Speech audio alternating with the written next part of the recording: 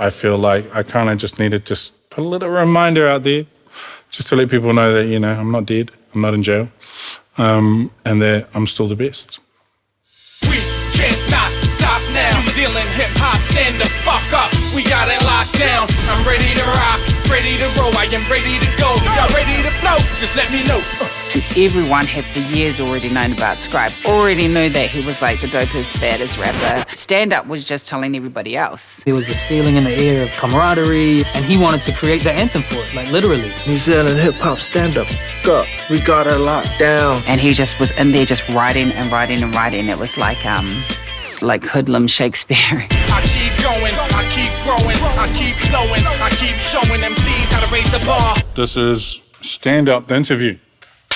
Woo. My name is Malo Luafutu, aka MC Scribe. I've been rapping for about 24 years. I'm a New Zealand-born Samoan, hailing from Christchurch City. Yeah. I think it was 1999, and I took my first trip to the South Island to DJ. P Money was the DJ in New Zealand. And I'd heard there was an MC that they had down there named Scribe, and I thought I should watch and see what he does, see if he's any good. And yeah, he was really good. So when we did the tour with Pete, I wasn't really too switched on. I had 2 sons at this time. I'm 19 years old. I was just trying to get this money to get some nappies and put the power on. He just had charisma, stage presence. That was all there, present even in '99.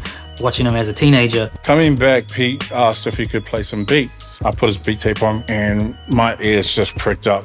And all of a sudden I was like, what the fuck? Each beat played and I was like, what the fuck? And so from there I was like, hey man, we should stay in touch. So we're writing letters. Super pre-internet days. I don't even think either of us had a mobile phone. He was sending me tapes. He was sending me tapes first because I didn't have a CD player. He would just have beat tapes like sent to him from P Money. He'd pop them on and he'd just like go for it. All I really knew was that I loved rapping.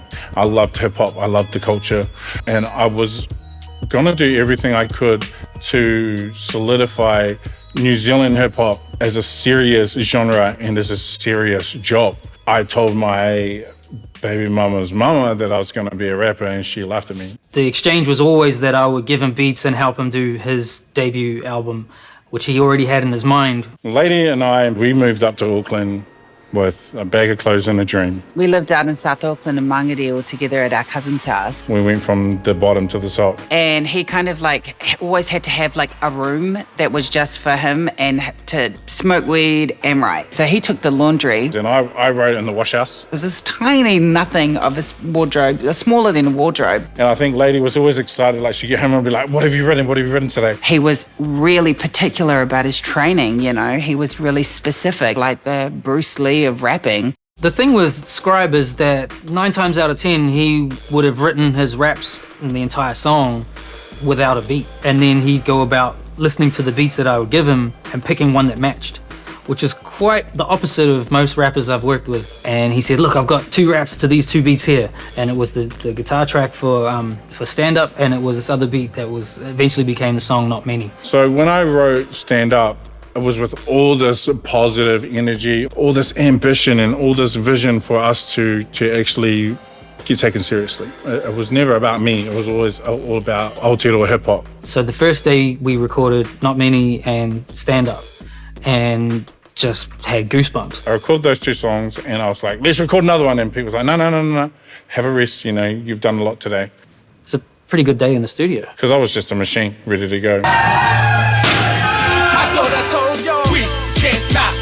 New Zealand hip-hop, stand the fuck up. We got it locked down. A couple hundred kids on Red Bull equals the stand-up video. Yeah, the stand-up video was incredibly ambitious. A lot of us were at that video shoot. It's had like so many iconic like New Zealand people. He is name-checking rock bands, hip-hop bands, breakdancing crews. When I remember listening to it, thinking, is he going to say our name? Is he going to say our name? So 4 corners that we ain't holding back any longer.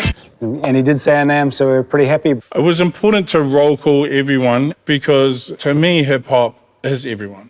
It's about participation. It's about including people. It's about acceptance. I knew everyone he was talking about. Nisha Mystic. I'm like Nisha Mystic, you dissed it and now you love it. Foot soldiers. Call up the foot soldiers. Decepticons are in there. Decepticons, homophobes, yeah, we taking over. Time bandits. The time bandits and wanderers, now we getting stronger. You either know or you don't. Everyone was like full on in the camera. You know, like you got liquid spilling, your hair going over there, like people falling down. And we can't turn back now because we came so far. We can't not stop now. New Zealand hip-hop, stand the fuck up. We got it locked down. A 24-year-old hip-hop artist who a year ago was on the dole has just made New Zealand music history. Stand Up came out and it just shot up the charts like so fast. I didn't think it was going to make history. I didn't think it was going to be number one.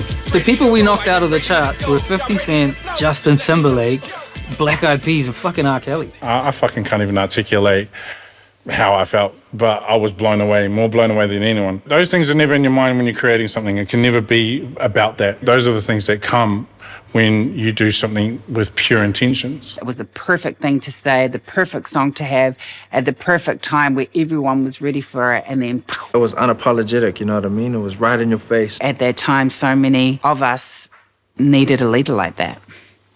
A couple of the hip-hop stations said they'd never play Stand Up. I'm not going to name them, but it rhymes with my FM. I remember opening for him. I asked him for a bit of advice. Well, haha, you have to play the number one song, because if you're not playing the number one song, then you fucked up. And he said, bro, the only advice I could really give is just be undeniable.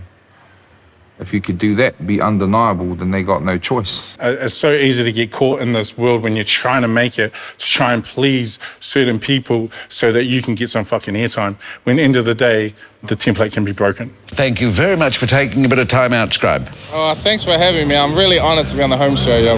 What a year you've had. It's been amazing. Life changed a lot?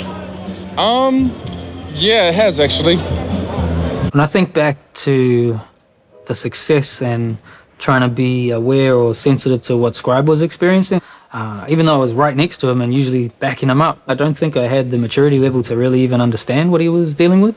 People think they want to be famous, but you never ever want to be famous. You never ever want to be like that level of fame where people know who you are, especially when you come from the hood and you like doing things that I like to do, which may not be very good. And the guy was, 23, 24?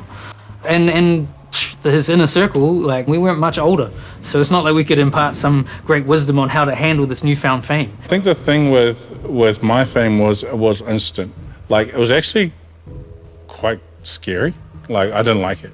I still don't like it. I'm still not comfortable with it. But at that time, I was like, oh, this is yuck. It was like one day, I'm fucking putting gas in the car, and then the next day I go to do the same, and I'm getting swamped. I'm getting fucking screamed at, people like yelling out, surrounding the car, banging on the windows, kind of mobbed. It's a really fucking bizarre kind of thing to get used to. You know what I mean? And especially when you're like, you suffer anxiety like I do, and you're introverted like I am. I've worked on it a lot to accept it and be more of a put on my Scribe face and be like, hey, yeah, you know what I mean? But in reality, I'll never feel comfortable with the fame. Scribe is it. I think he's the biggest artist that New Zealand's had, you know what I mean? You know, regardless of what's happened in his life, I think he is still the pinnacle in terms of a live performer. It captures like a perfect moment of New Zealand culture, I guess, because that's like super pivotal to what we do today.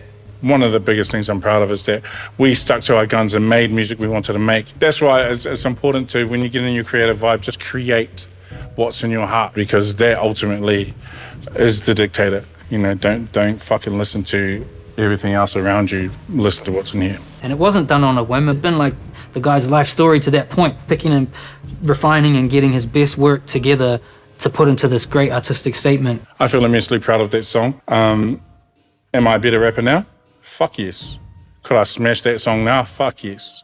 But I will always be proud of what we did, because before us, there wasn't really an elevator to the top. It was just a unique moment where a genuine, authentic artist made a really amazing song and the public supported it en masse.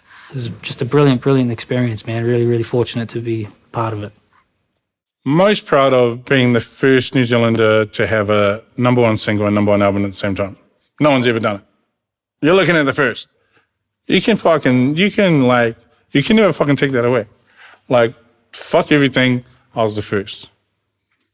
We cannot stop now. New Zealand hip hop, stand the fuck up. We got it locked down. I'm ready to rock, ready to roll. I am ready to go. Y'all ready to flow? Just let me know.